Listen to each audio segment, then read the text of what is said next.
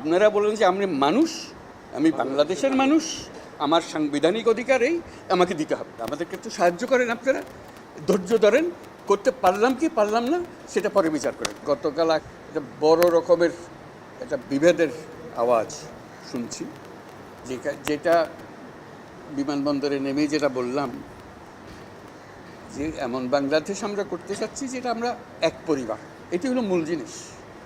এখানে পরিবারের মধ্যে কোনো পার্থক্য করা, বিভেদ করা, এটার কোনো প্রশ্ন আসে না। আমরা বাংলাদেশের মানুষ, বাংলাদেশ, এটি আমরা নিশ্চিত করতে চাই। এটা নিয়ে আর কোনো বাদ বিবাদ ইত্যাদি যেন না। আমাদের গণতান্ত্রিক যে আকাঙ্ক্ষা, সেখানে আমরা বিবেচিত মুসলমান হিসেবে নয়, হিন্দু হিসেবে নয়, বৌদ্ধ হিসেবে নয়, মানুষ হিসেবে আমাদের অধিকারগুলো নিশ্চিত হোক। আপনারা বলেন যে আমি মানুষ, আমি বাংলাদেশের মানুষ, আমার সাংবিধানিক অধিকারেই আমাকে